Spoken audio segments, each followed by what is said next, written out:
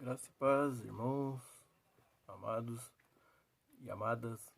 Nós estamos aqui mais uma vez para meditar um pouco na palavra do Senhor e hoje eu gostaria de fazer isso com vocês, partindo de um ponto que muitas vezes a gente nem para pensar sobre, que é a finalidade da nossa existência, né? Do porquê nós estamos aqui.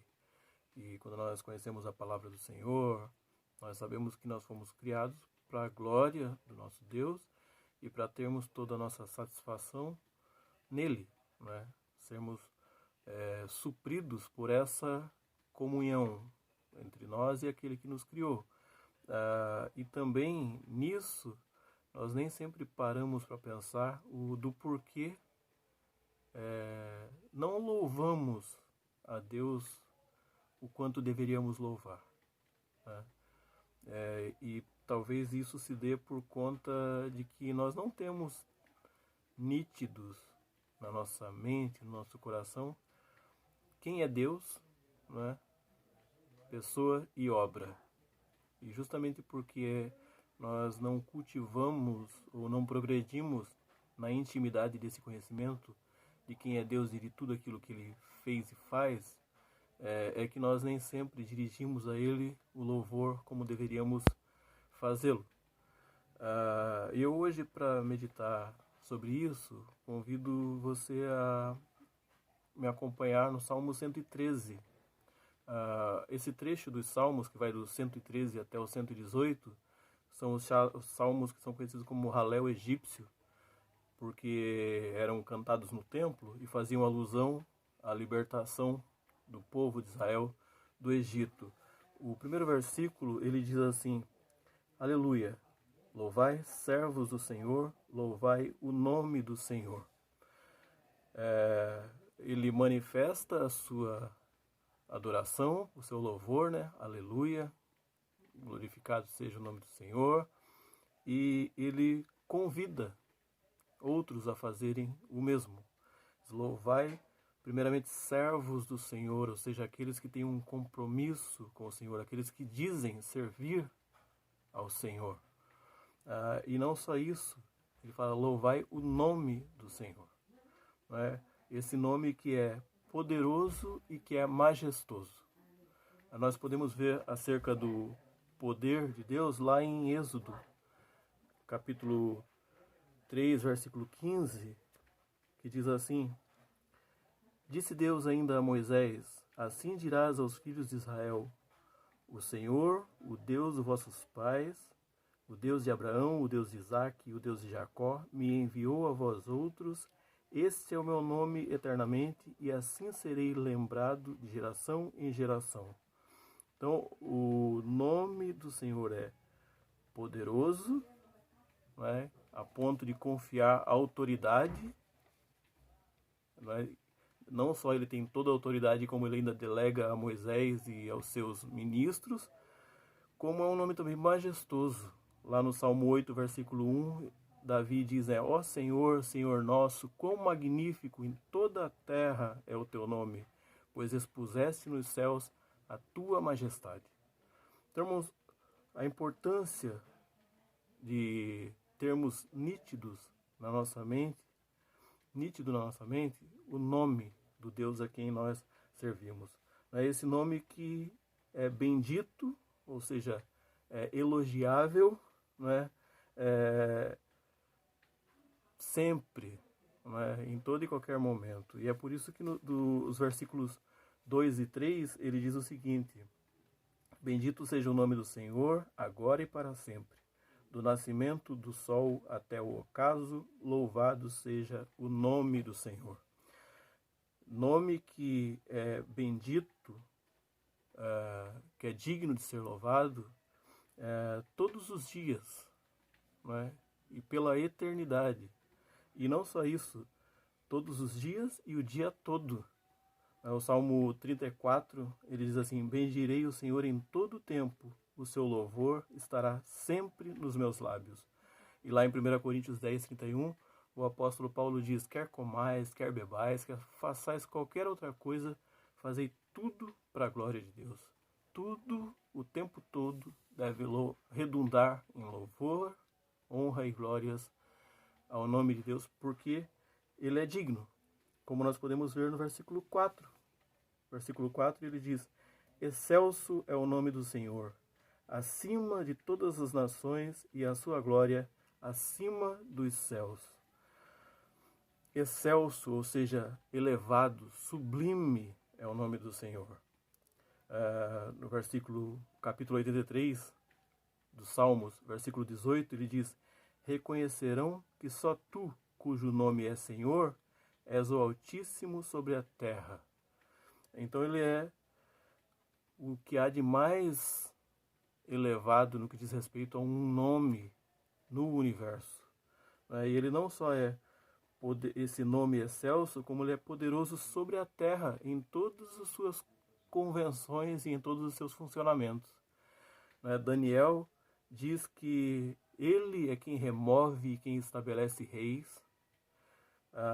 No Salmo 20, versículo 7, o salmista diz que uns confiam em carros, outros em cavalos, outros em príncipes, na política desse mundo. Ele diz: mas nós nos gloriamos no nome do nosso Deus, que é glorioso, que é majestoso. E um outro exemplo que nós vemos da grandeza do nome e do poder que esse nome tem é lá no episódio envolvendo Davi e Golias, lá em 1 Samuel, capítulo 17, versículo 45, quando na hora do combate, Davi se dirige a Golias e fala: olha, você vem a mim com espada, lança, escudo, e eu vou a ti no nome do Deus dos exércitos, do Deus de Israel. E é contra ele que você pecou. E ele é quem me capacita para a batalha. Então, irmãos, Deus é esse nome elevado, e é poderoso sobre a terra. E não só sobre a terra, como ele é glorioso sobre o universo, sobre o cosmos, em todas as suas dimensões, tanto as materiais como espirituais e qualquer uma outra que possa existir. O salmista, no Salmo 57, versículo 5, ele diz: "Seja exaltado, ó Deus, acima dos céus, e em toda a terra esplenda a tua glória." E se os irmãos puderem ler o Salmo 148, lá vai falar de como ele é louvado, digno de ser louvado, e será louvado em todas essas situações, nos céus, entre os anjos, em toda a criação, e também por todos os poderes. Aqueles que ainda não reconhecem a grandeza desse nome, um dia se curvarão à glória, à majestade desse nome que é excelso, que está acima de todos os nomes. E também esse nome é incomparável. O Senhor é incomparável. Olha o versículo 5 e versículo 6 do Salmo 113. Ele diz assim: "Quem há semelhante ao Senhor, nosso Deus, cujo trono está nas alturas, que se inclina para ver o que se passa no céu e sobre a terra?" Com isso, nós vemos a majestade de Deus no céu e o quanto ele é atento e compadecido em relação ao que acontece na terra. Salmo 83, versículos 3 e 4, nos diz assim: "Quando contemplo os teus céus, obra dos teus dedos, e a lua e as estrelas que estabelecesse, que é o homem que dele te lembres, e o filho do homem que o visites." Aqui existe esse contraste entre a grandeza, a majestade desse Deus, que criou todas as coisas, que tem um nome acima de todas as coisas, mas que ainda assim se relaciona com a mais ínfima de todas as suas criações. E nós, como uma pequena partícula de todo esse universo criado por Deus, temos o privilégio de termos a atenção dele. E não só isso, de podermos nos relacionar com esse Deus, porque apesar da sua grandeza, do seu poder, ele é acessível e amoroso. Olha do versículo 7 ao versículo 9. Diz assim: Ele ergue do pó o desvalido e do monturo o necessitado, para o assentar ao lado dos príncipes, sim, com os príncipes do seu povo. Faz que a mulher estéril viva em família e seja alegre mãe de filhos. Aleluia. O Deus cujo nome é exaltado soberanamente, que reina sobre todas as coisas, tem todo o poder sobre tudo e sobre todos. Ele se compadece do necessitado, daquele que aos olhos humanos é desprezível. Ainda assim, ele é amoroso e acessível o suficiente para transformar a situação de quem quer que seja. Então, o Deus que é exaltado, ele exalta. Ele tem compaixão e promove dignidade para aqueles a quem, do ponto de vista humano, não tem nada de majestoso ou de digno, mas ele é capaz de, como diz o texto que nós lemos aqui, do pó, do monturo, ou seja, da lama, né, tirar alguém e fazer com que se assente em lugares nobres. Né? Ele é esse que ampara, transforma e preenche, quem dá sentido à vida daqueles que muitas vezes acham que são insignificantes. Né? Deus é esse que nos tira de uma condição terrível, e aqui não é só miséria financeira, material. Às vezes as nossas misérias são outras, mas ainda assim ele nos tira dessa situação que aos olhos humanos parece irreversível, nos supre, né, nos torna férteis, úteis. E aqui ele fala que até a mulher que não tem como constituir uma família biologicamente falando, Deus é capaz de transformar essa realidade. Irmãos, e ele pode fazer isso tanto literalmente, não é, como por outros meios. Quando nós vemos a vida da igreja, é tão maravilhoso, porque tem gente lá, tem gente na vida da igreja que não tem filho biológico, mas é muito mais mãe e pai do que alguns que têm filhos biológicos. Porque amam e suprem e se sensibilizam da vida dos outros, né? Daqueles que necessitam, de uma maneira tão cheia da graça do Senhor, que ninguém, ao olhar para aquela pessoa, é capaz de dizer: essa aí não tem um filho, ou essa aí não é mãe, essa aí não é pai. É gente que realmente é cheia do amor de Deus, e mesmo que nunca tenha gerado naturalmente um filho, é pai e mãe na casa do Senhor. Da mesma maneira, gente que não tem pais e mães biológicos, mas que em nenhum momento foram desamparados, se viram desamparados. Ou se por algum momento se viram desamparados, encontraram na vida de alguém que Deus colocou no seu caminho esse amor, esse carinho que nunca havia experimentado até então. Não é? O Salmo 68, versículo 6 diz assim: Deus faz que o solitário more em família e ele tira os cativos para a prosperidade. Aquilo que aos olhos humanos parece irremediável, não é? Deus é capaz de transformar, porque ele é esse Deus que se relaciona a despeito do seu poder e da sua majestade. Né? Ele se compadece. Humanamente falando, quando muitas vezes nós galgamos quando nós temos nome na sociedade, isso nos torna cada vez mais inacessíveis. Né? Quando a gente trabalha lá no chão de fábrica, a gente conversa com os nossos amigos, a gente tem um relacionamento sem formalidades. À medida que você vai subindo de cargo, você já tem que agendar, você o seu acesso para com aquele que, humanamente falando, ocupa uma posição inferior que a sua, vai sendo cada vez mais limitado.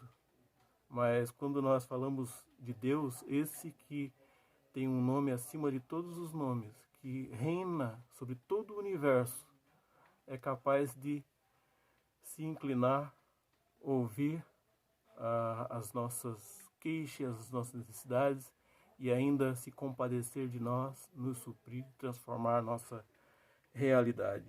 E é por isso que ele termina dizendo aleluia. Louvado seja o nome desse Deus. Para concluirmos aqui, então, nós vemos que esse Senhor Todo-Poderoso, ele ouve e vê. Vamos ler lá Êxodo 2, do versículo 23 ao 25. Êxodo 2, do 23 ao 25. Olha o que diz. Decorridos muitos dias, morreu o rei do Egito, os filhos de Israel gemiam sob a servidão e por causa dela clamaram, e o seu clamor subiu a Deus. Ouvindo Deus o seu gemido, lembrou-se da sua aliança com Abraão, com Isaque e com Jacó, e viu Deus os filhos de Israel e atentou para a sua condição. O Deus do universo honra a sua aliança, não é? Poderia muito bem olhar e falar, olha, não desobedeceram, não é? Agora estão pagando pelos seus pecados, mas ele sabia e ele obviamente se lembrava e quis honrar a aliança que havia feito com os patriarcas. E não só isso, mas o mais bonito é ver o quanto ele se compadeceu do clamor, né, daquelas pessoas. E também com isso, irmãos, nós vemos que nas nossas angústias, Deus não está alheio. Ele tem essa consciência. E não só isso, ele não só ouve, mas ele desce e liberta o seu povo. Êxodo 3, versículos 7 e 8. Olha o que diz. Disse ainda o Senhor, certamente vi a aflição do meu povo, que está no Egito, e ouvi o seu clamor por causa dos seus exatores. Conheço-lhe o sofrimento, por isso desci a fim de livrá-lo da mão dos egípcios, e para fazê-lo subir daquela terra a uma terra boa e ampla, terra que mana leite e mel, o lugar do cananeu, do Eteu, do Amorreu, do Ferezeu, do Eteu e do Jebuseu. Ele fala, olha, eu vi a aflição deles. E eu não só ouvi os seus gemidos, me compadeci da sua angústia, mas desci para libertá-lo. Então Deus é esse que ouve, vê, se inclina, mesmo sendo um Deus soberano, ele se inclina para ouvir, para ver o que se passa com o seu povo, desce para libertá-lo, e Deus é esse que desce e liberta o seu povo, mas não só isso, ele desce e liberta a humanidade.